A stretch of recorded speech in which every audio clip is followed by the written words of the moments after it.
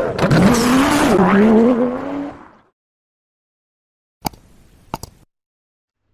welcome back to the Norrie Factory. On today's episode, it's going to be a bit of a cool one, a bit of a different one, but we're going to follow GCG Turbochargers on the production of the turbocharger they're making for us. Earlier on in the piece, if you had been watching the build, we actually got a HKS GT4R turbo, which is the successor of the old T04Z turbo, which is way back in the day when HKS were making turbos. They had the T04Z and then the T51R. So we had the successor of that, which is, it's only a fairly new turbo, and we actually purchased the whole turbo kit, which was turbo manifold, turbo itself, dump pipe, 60mm wastegate, and yeah, the whole thing bolted up. So as you can see here, this is sort of the quality that it is. That's the 60mm HKS wastegate. Here's the ceramic coated screamer pipe, I guess, but it's plumbed back into the exhaust, which goes onto the wastegate like that. Now, it's an absolute awesome kit. Frenchie's Performance Garage had that ceramic coated for us. Originally, he was going to use this kit on one of his builds. With the build and the way it was going, unfortunately, the HKS turbo just was not up to scratch for what we needed. But I had my heart set on using this turbo. Everything I wanted to do on this build was Japanese and Australian based. I didn't just want to go out and build a Western Sydney suburbs GTR, which has just got a big precision on it, an RB30, and it was very hard to do something different, and this was it. So I emailed pictures of the turbo off to James at GCG Turbochargers. Now, GCG have made turbochargers for us before on the channel. They actually did the 2867 twins, and we all know how they turned out. They were amazing.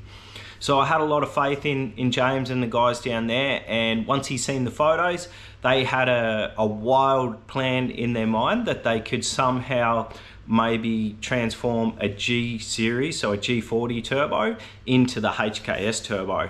As soon as I heard that, I was on board, I was down for it. I thought that would be something that is just unique, something special and one of a kind for sure.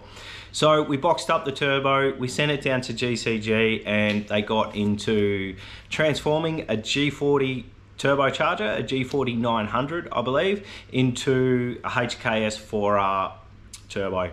We've got some footage of it as it's happening. I hope you enjoy it. If you've got any questions, love to hear from you. Let us know in the comments, and don't forget to like, comment and subscribe. Share the video around. This is a cool one for us. I hope you enjoy it.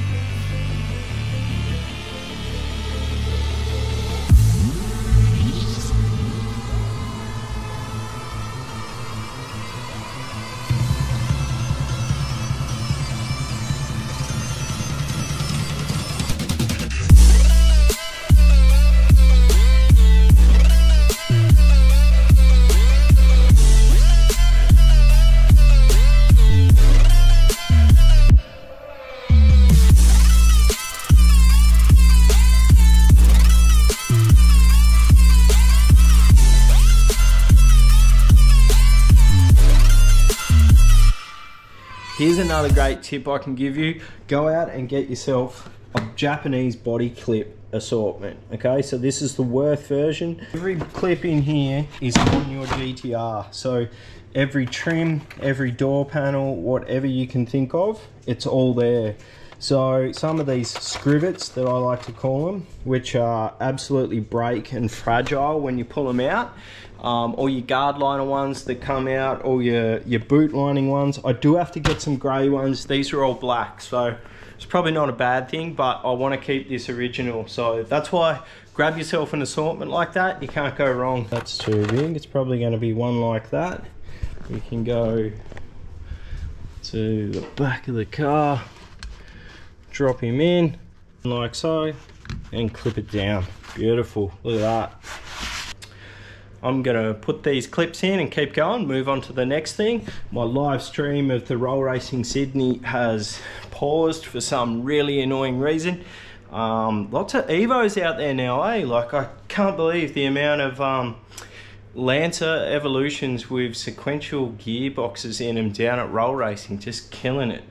Just done a massive order with Jamie from Raceworks to get the car all swapped over into Raceworks fittings. What I have to do now though is Brad's ready to paint the car again. So what we need to do is I've finished all the interior, which is just absolutely insane how it's come up with the car builder stuff. I believe it's going to be so much quieter. There was no sound deadening in this car whatsoever. The stuff that was there was that old piece here actually. It was this old foamy stuff, which is just, oh, it's disgusting. And it wasn't stuck, none of it was stuck down, which is really good. So it just sort of all flipped out. I've got all that sorted. I'll pull this AC condenser back out just so it doesn't get damaged. The front wheels need to go on. I've just got the hubs out now. This bolt here is always a pain in the backside to get in, so I need to play with that. I also need to sit the diff back up in. Actually, I probably don't. I can probably just throw the wheels on, pull the axles out, do the same thing there, and we'll get it on the trailer and go up to Brad's.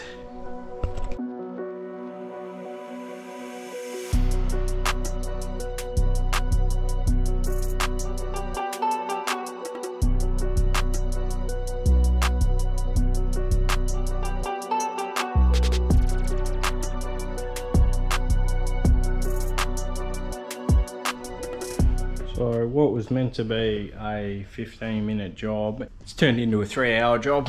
But anyway, it needed to be done. So you can see now the wiring loom, it's all tucked up under nice and neatly. It's just taking me that long to get from there to there because I'm trying to keep it looking reasonably sort of standard or OEM type stuff, which is why this Worth tape is so good. I've just got putting the fuse box together now.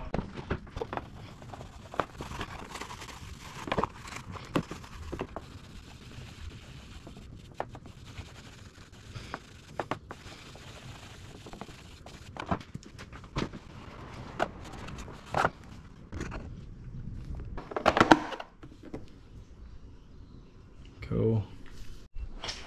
4 hours later, finally did it. So much for a quick job.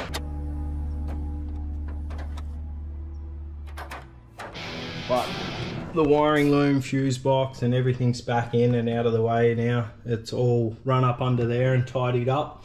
There's a few things I want to get rid of and make a bit better, but for now it looks really, really good. So that was a massive job. That was meant to be like a 45-minute job. And then I've come around to put the front wheels on it so we can roll it out of the shed, out of the workshop.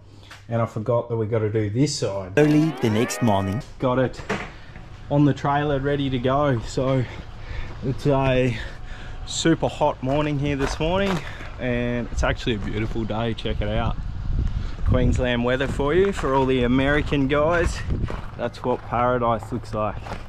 But yeah, we're gonna get this back up to Brad's now. He's been waiting. It took me a lot longer to get it on the trailer and load it up than what I thought.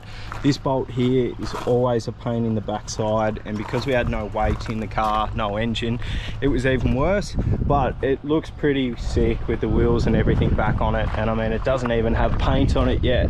So let's get the Nismo N1 body kit, the side skirts, let's get that loaded in. Made it back up here. The boys already love the work that we've done to it. Brad's just working on the intake manifold now, the Nismo one. So she got straightened out a bit, mate. It's all straightened out now, eh? So this is the one where I had to grind off the metal bits across the top, which hold the accelerator cable on. Yeah, talk me through how you do it, Brad. Yeah, so after it got grinded, there was even a bit of a high spot here. Yep. So we've made that all nice and flush. Yep. And then, yeah, as you said, there was like kind of like ribs through here. So what we've done is put a epoxy primer on, which is it seals off bare metal very well. Gave that a sand, and then we put a skim of bog on top. Yep. And then we put epoxy primer back on, and that seals off everything, and the bog won't move at all. So, and then we just put our primer before paint on, another 4 coats, and now I'm just got the block, straightened it all up. Yep. And I reckon that's going to be the straightest Nismo manifold in the world, mate. And we're going to go like a very paint it to a similar finish than what it come out with, I guess, isn't it? Well, the old Nismo silver. Nismo silver. Yeah. Oh yeah, of course. Same as the suspension arms. That's right. We'll have the badge back on there. Yep. So it'll just look like a high quality Nismo item. Awesome. All right, let's get this car off.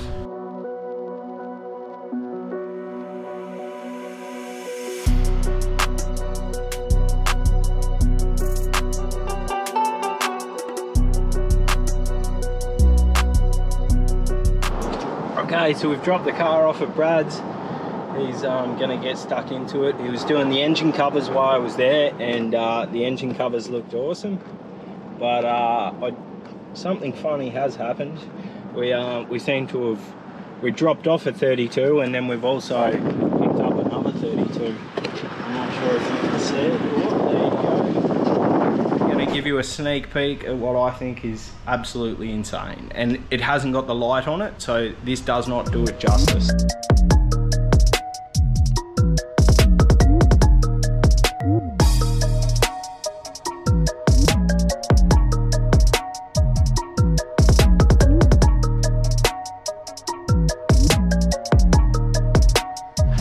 Doing a little bit of painting myself today, so I've got some 1K KH2 in a pressure pack can, and I've also got 2-pack clear. I'll show you how to do a 2-pack in a pressure can. These are really good. You can get them from any sort of local Inspiration Paints here in Australia. It's got a 2-pack system in it, so there's pressure pack in there, and then you've got the clear and the hardener. So what you actually have to do is you have to mix them, because they won't go off until they're mixed. Then you just punch it, so like that, and you'll feel it crack. Take it off, give it a shake. Now you want to give this a shake for a good few minutes, just to mix it all in. You can see this grey, the KH2, that's come up really good. So let's spray some clear on.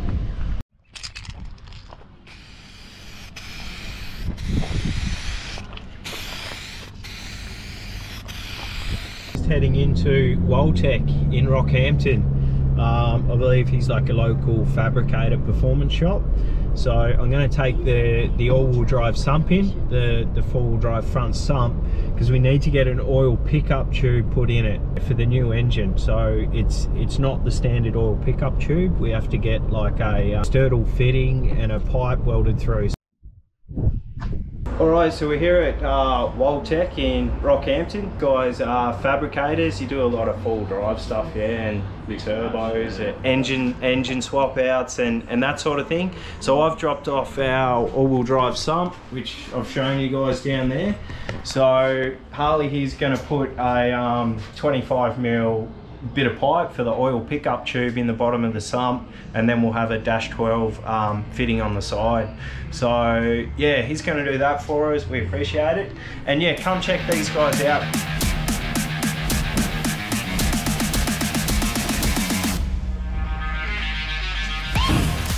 Just thought I'd give you a quick update on the GTR. We're up at Brad's workshop, the Fish and Drift compound. As for the body kit and how it's going to look, I've sort of got an idea in my head of what I've wanted for a long time, and I guess it's just accumulation of parts over the years. We're going to start off at the front. We've got a Tomei front lip. It's just the standard sort of lip, but it's got you know, an extra 2 or 3 inches. That's what she said. The front lip, it's a Tomei power lip, I believe they call it. It's going to look absolutely awesome, especially when it's painted. And we've got our Nismo N1 body kit to go on, or side skirts. So this all needs to be measured up and put on. We've got to, unfortunately, just read the instructions, and even though this side is absolutely perfect, and then we've got to go through and drill 3 holes in it for the new N1 body kit. While we're sitting there looking at that and holding the M1 side skirts up, we noticed that there's nothing on the rear, so there's no rear spats. I just thought last night, couldn't sleep, on the internet, just doing your thing, Googling, and I went down the GTR rabbit hole, and I actually found out that some people call them top secret rear spats. At the end of the day, I did find some. So also Garrett Gracer, which is obviously Garrett, they do a body kit for the GTR called the Gracer kit. In that Gracer kit, it actually includes a rear spat that sort of comes from this line here through there. So it continues from this line, this body line here, then it goes from there all the way around the back. Adam LZ just did this in his latest 6-car video drop. One of the cars was his Maroon GTR. Now what he's gone and done is exactly what we've done, and just accessorised the GTR with the M1 skirts.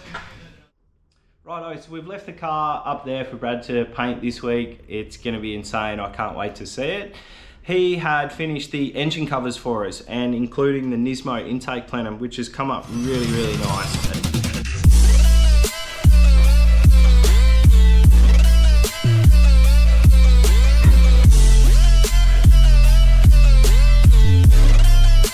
Brad has gone through and done this is something really cool. So I haven't seen another one like this yet. It's going to be really cool with the drive-by-wire. So this is a Nismo silver. Gone through and put a bit of a fleck through it. So I don't know if you can see on the camera, but it's really come up awesome. He's also finished the engine covers for us. Now, again, I'm not sure what the light does for those or how it looks, but this is insane. So this is going to go ahead and match with the sort of build colour scheme that we've got going on, which is the KH2 grey car, and then we're just going to mix it in with some Nismo silver and then the HKS gold. So all our Hypermax coilovers are all gold. All the little bits of engine dressings are going to be gold, and we sort of went out on a limb and thought, let's paint the engine covers this colour and see how it goes, and I think it's paid off. I can't wait to get them on the car. That's it for this episode, guys. Hope you liked it. Don't forget to like, comment, and share. Really appreciate the support. Oh shit, here we go again. Hey guys, welcome back to the channel. G'day guys, welcome back to the channel. I'm Josh, and this is the Nori Factory. Welcome back to the channel.